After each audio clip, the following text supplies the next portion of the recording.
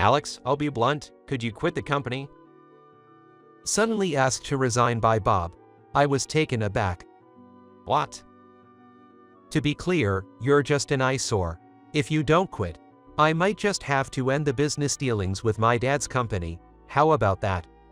That's because of your mistake, Bob. At my comment, Bob's face turned grim and he started yelling threateningly. Shut up, I didn't make any mistakes. It's all your fault. If you don't quit soon, I'll have my dad fire you. Bob was hired just because he was the son of a client company's president. He had always been a source of frustration with his selfish behavior, but this incident was especially a headache. After much consideration, I decided it wasn't wise to oppose Bob, and resolved to quit right there and then. When I got home, I confessed to my wife, Dorothy, that I was quitting my job, hanging my head in shame at my own helplessness. I'm sorry, I got fired today.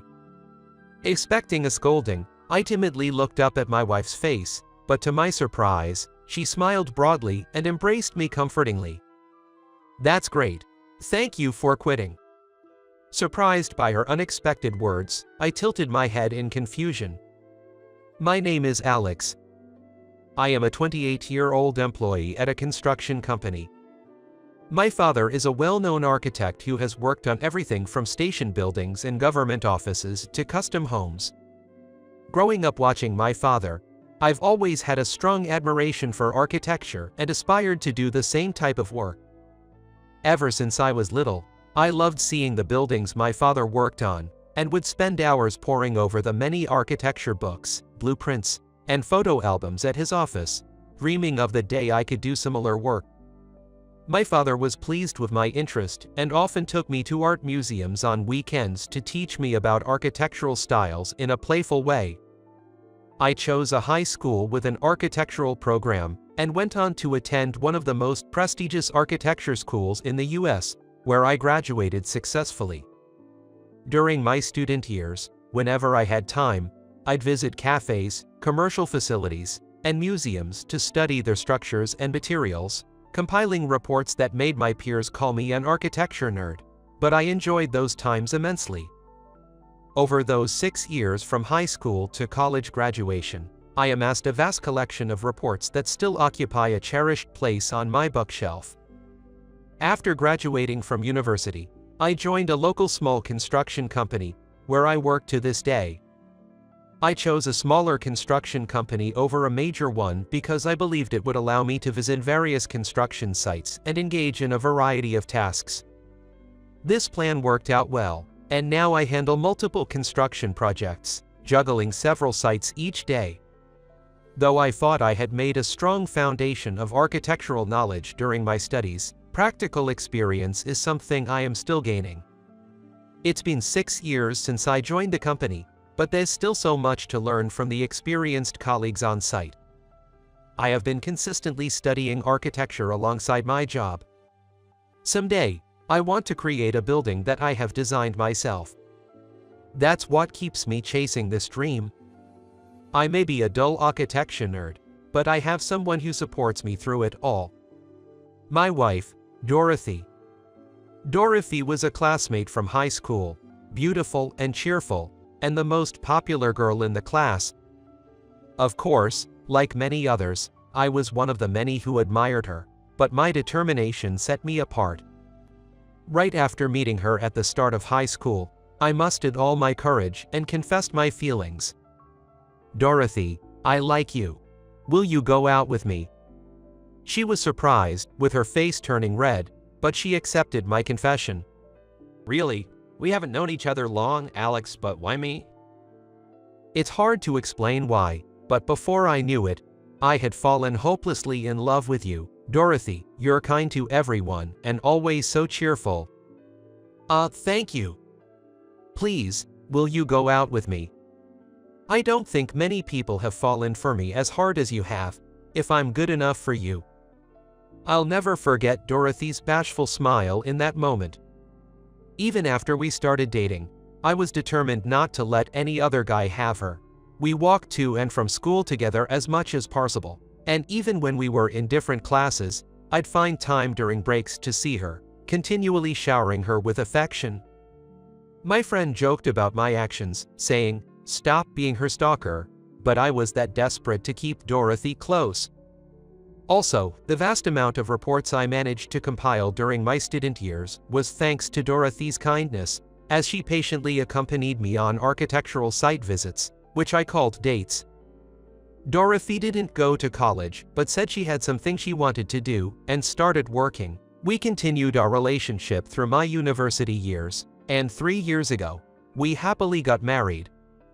Now, she wakes up early every morning to prepare delicious, nutritious lunches for me as I work on construction sites. Dorothy is an excellent cook, practically professional. My colleagues are envious of the lovingly prepared lunches she makes, and I proudly eat them every day at noon. Once or twice a month, I forget my precious lunch, and she brings it to the site for me. One day, as I was enjoying both a happy home life and a successful career, the son of the president of a major construction company joined our company. Bob, 25 years old, was hired due to strong recommendation by President Taylor, his father and president of a client company. Bob had just become a licensed architect and needed to accumulate practical experience. With the title of a young certified architect, everyone at the company welcomed him warmly. "This is Bob, who will be joining the design department from today. Everyone, please take good care of him." "Hello, I'm Bob. I look forward to working with you starting today." Saying that, Bob gave a casual greeting. At first, he seemed humble, but once the new employee training started, his true nature gradually became apparent. As I was a somewhat close in age, I was assigned to be his trainer, but guiding him proved to be more challenging than expected. One day, I had asked Bob to prepare some design documents for a construction site, but after discovering several calculation errors, I approached him about it. "Bob, can we talk?" "Yes, what is it?" "I was looking at the documents you prepared yesterday, and there are some mistakes in the numbers here." "Is that so?" "Yes, so I need you to correct them." "Why do I have to do that? Couldn't you just fix them when you noticed? Are you trying to harass me?" He would listen quietly when taught, but when corrected or pointed out, he became emotional and argumentative, which was troublesome. "No, that's wrong. It's good for you to know what you got wrong to prevent the same mistakes in the future." I don't need that kind of thing. You know I'm the boss's son, right? Minor chores like that are for the lower ranks to handle, not me." I was frustrated by Bob's dismissive attitude and the way he scoffed at my advice. It turned out that Bob, he never missed an opportunity to remind everyone he was the son of a client CEO, was an incredibly troublesome person. Despite this, my colleagues and I tried to be considerate and teach him about the job, but Bob's behavior worsened day by day, making increasingly negative remarks that soured the atmosphere. "Bob, about the on-site training coming up." What's this about going to a site? No way. Why do I have to go there?" "Why? Because you need to learn the practical aspects of the field work as part of the training." "I don't need to. After all, I'm a future president. Besides, if you keep nagging, I might just tell my dad and get you fired. How about that?" "Fired? But on-site training is really important." You're so persistent.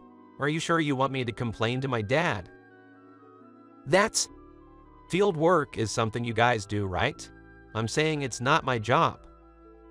I can count how many times I nearly lost my patience with Bob. He despises field work and looks down on and mocks his colleagues and senior employees. However, because he was the son of a major client, everyone treated him like a hot potato, holding back what they really wanted to say, creating a stifling atmosphere in the company.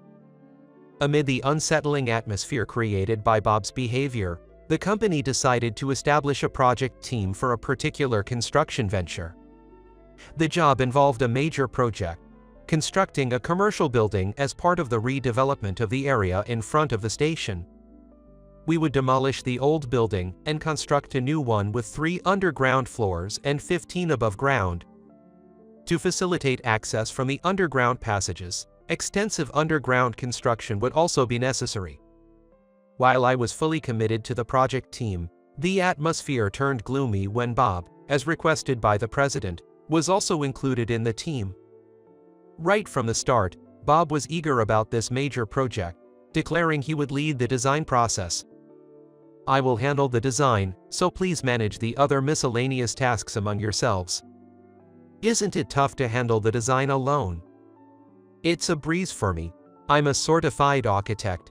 Oh, and let me make it clear from the start, no interference needed. Make sure you all understand that. But this is a major building design, you know. Enough, you're being annoying. If I need help, I'll ask for it, so until then, just do your own work quietly. Incredibly, he started insisting on handling the design of such a large building construction by himself. While a renowned architect had set the basic design following the building owner's preferences, and foundational blueprints were available, managing the layout and all design aspects alone was an exceedingly difficult task. Still concerned, I persisted. The workload is going to be immense, Bob. I'm just worried about you. I don't need that kind of concern. It's none of your business. Initially, Bob was enthusiastic about meeting with the client's company, but as days passed, he started turning pale. The building was to have a streamlined design with many custom requests from the client, such as a bold atrium with a domed ceiling at the entrance. To meet these demands, a design combining various materials was necessary, and moreover, it had to be equipped with detailed earthquake resistance measures, including base isolation and damping systems. The structural calculations required had reached a level of utmost complexity. Bob was cornered and spent all day at his desk, clutching his head, seemingly at his wits' end. However, because he had so adamantly insisted on working alone, others hesitated to offer help. Then came the day to present the finalized design plans to the building owner. Worried about any flaws in Bob's documents, I approached him. Bob, has anyone done a final check on the design plans? What? Are you trying to find fault with my design? It's not about finding fault, but shouldn't there be a check? No need, just listen to my presentation. Have you managed the construction schedule and material procurement properly? Of course. Bob disregarded my advice and even insinuated that I and other project members weren't doing our jobs. Without Bob sharing his design plans internally, it was impossible to ensure detailed scheduling and material procurement. How could he not realize this? Project members foresaw the need for significant revisions after today's presentation, and scheduled critical meetings with associated firms for later. Bob's selfish actions were causing trouble in many ways. Frustrated, I swallowed my words, unable to confront him. Representatives from the client's company, including President Johnson, were present. Our side included project members, the sales director Steve, and the executive managing director Paul. As the distinguished members gathered, Bob began his presentation with enthusiasm. Thank you for gathering today. This building incorporates the latest technology, enabling a streamlined facade. We've used double-glazed windows to ensure design aesthetics while enhancing thermal insulation and energy efficiency. That's amazing. It's exciting to think about this building being constructed.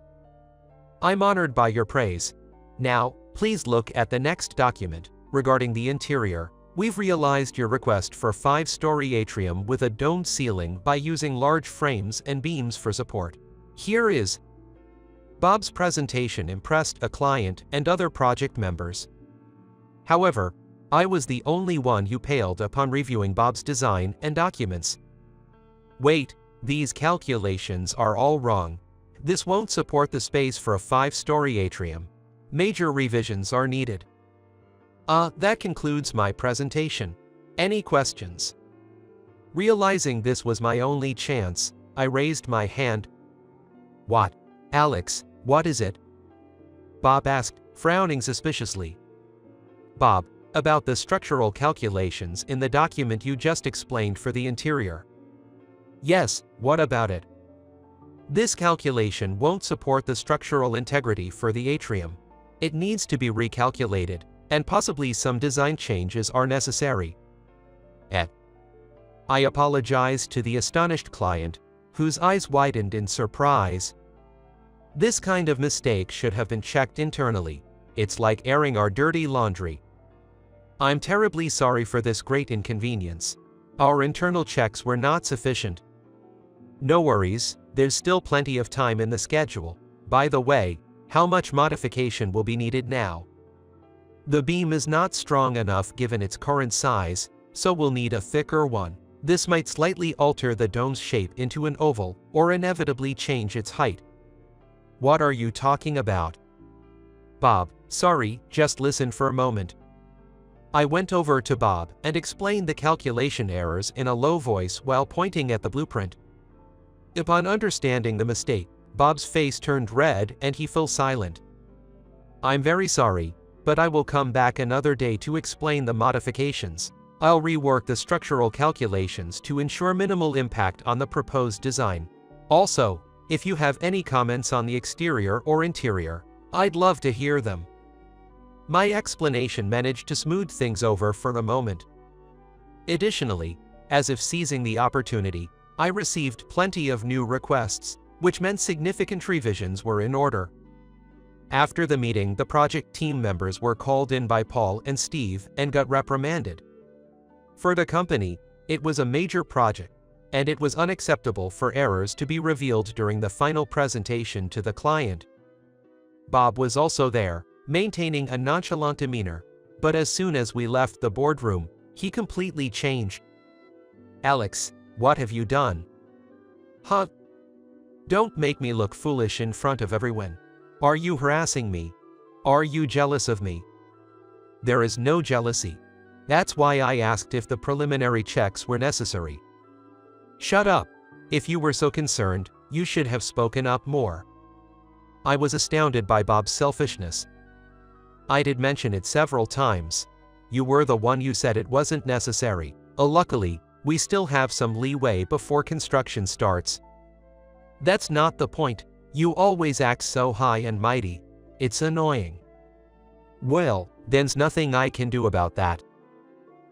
This is so annoying. You should just quit the company. Excuse me. I was momentarily stunned by the excessively unreasonable demand. As long as you're in this company, I'll suspend the dealings with my father's company. It's going to be trouble for the company because of you. That's harsh. You owe this company for hiring someone mediocre like you. Are you going to repay them like this? Isn't that a bit too tyrannical? You gonna say that? Think carefully about your next move. I'm not feeling well today, so I'm going home. Take care of the revisions. And don't bother coming in tomorrow unless you're ready to resign. Or else I really will stop the dealings.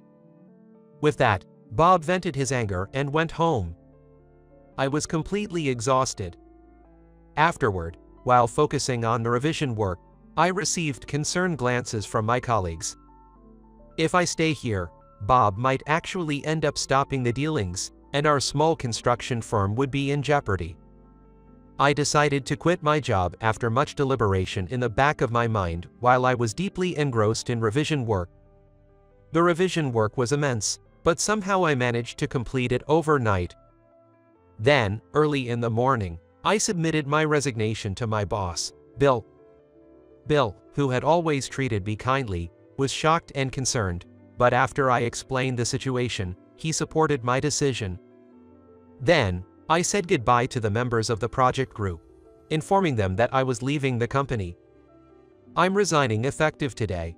I'm sorry I won't be able to see the building completed. That's such a shame. Please let Bob know I've resigned. That was just a tantrum, wasn't it? There's no need to take it seriously and resign. Did you hear that? It was loud enough for the entire floor to hear. The executives might have had their ears plugged. They can't say anything to Bob. I see, but what if his dad really stops the business dealings with us? That's a concern for sure. Yeah, that's why I have to do this. Thanks for everything. I packed my meager belongings into a box, dragged my tired body out of the office, and headed home. Then, carrying a cardboard box, I returned home and told Dorothy that I had resigned. I thought she would be angry about my quitting my job on my own, but I was worried. Alex, it's been a while since you last came home in the morning. I'm sorry for making you worry. Actually, I quit my job today. I decided without telling you, and I'm really sorry about that. Why are you apologizing? What?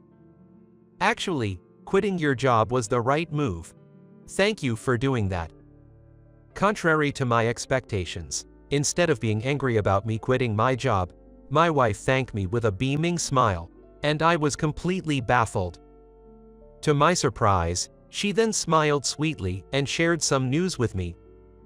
A few days later, thanks to an acquaintance of my wife, I was taking an interview at a major construction company. It turned out that this acquaintance was Bob's father. After graduating high school, my wife had worked in a restaurant and obtained her nutritionist certification. 3 years ago, just after we got married, she started her own lunch stand business. She developed a variety of popular low-calorie, low-carb yet filling menus, which became a big hit, especially among office workers prone to unhealthy eating habits. The business's performance soared.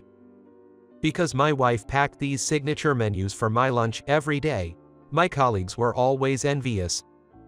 After focusing on delivery and setting up shop in a prime downtown location, busy executives and CEOs who didn't even have time for lunch started placing orders, and that's how she met Bob's father.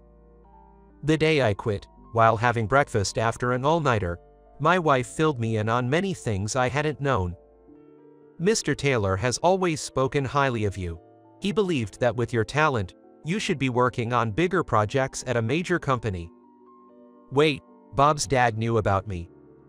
You don't realize how valued you are in the industry, from winning a top prize in a student architectural contest to expanding your company's client base. Mr. Taylor was impressed. That's nice to hear. So, it seems like they were hoping your son could grow as a licensed architect by your side. But it looks like things didn't quite work out. Training him was more challenging than any project I've ever handled. So, it's probably for the best. You shouldn't languish at your current company when you could be challenging yourself at a bigger one. Mr. Taylor is really keen on helping you find a new job. Really? Wow. Thus, I was granted an interview at a large construction firm through Mr. Taylor's referral. Though we had never met, Mr. Taylor apologized over the phone for his son's rudeness. It remains a mystery how such an impressive father could have such a clueless son. Alex, we've been expecting you. Thank you for having me today. This interview is just a formality. Your credentials are already well respected. Essentially, today is about introducing you to our company. Is that so? Yes, we'd really like to have you join us. Thank you very much. And just like that, my re-employment was smoothly secured. I stepped up to a much larger construction company and worked with even more enthusiasm than before. As a result, I am very happy to be involved in large-scale projects that were unimaginable at my previous company, such as designing government facilities, skyscrapers, and city planning. Originally, I had obtained my architect's license while still in school and had consistently won awards at the annual architecture competitions, making me a notable figure in the industry. Consequently, it seems that both my classmates and professors were shocked and worried that I might have lost my senses when I chose my previous company. Until Bob arrived, it had been a great place to work at my own pace. Since then, I have rapidly demonstrated my true capabilities, being promoted to the head of design and entrusted with one important task after another. Every one of my projects has been highly regarded by both the industry and the general public, and my name has become increasingly well known. Before I knew it, I had achieved my childhood dream of becoming an architect. All of this was thanks to my wife, Dorothy. Meanwhile, my former company suffered a major blow. The last project I worked on turned into a disaster. Afterward, Bob refused to admit his mistakes and pushed all the revision work onto other team members, claiming all the credit for himself. However, repeated critical errors came to light, leading to the client's outrage and the project being scrapped entirely. At the same time, frustrated with Bob's attitude, all the competent project members reportedly threw in the towel. They found it absurd to let Bob monopolize the results, so halfway through the project, they dumped everything on him and all moved to a rival company. Losing of its skilled designers, the company's performance plummeted. Initially, Bob seemed to be puffing himself up, thinking, "Now it's my show." However, as a newborn architect with no real experience in meticulous planning, he was bound to fail, along with the company's ineffectual executives, who couldn't advise him. Their performance rapidly deteriorated. The relationship with our clients had collapsed, and the company's financial state was now in danger. The president of my previous company, Mr. Thompson, desperate about the situation caused by Bob, appealed to President Taylor for help. As a result, Bob was forced to resign. President Taylor decided to assist in the recovery of his former company's performance by providing work and workforce as an apology for the trouble caused by his son. After being ousted, Bob was placed under his father's strict supervision and made to work vigorously. I heard rumors that Bob was seen working on construction sites, looking exhausted and getting scolded by his boss. I felt that I had truly witnessed that one's actions will eventually come back around to you. I continue to diligently work at my dream job in architecture, hoping that my sincere efforts will bring even better returns as I strive in my new role at a new company.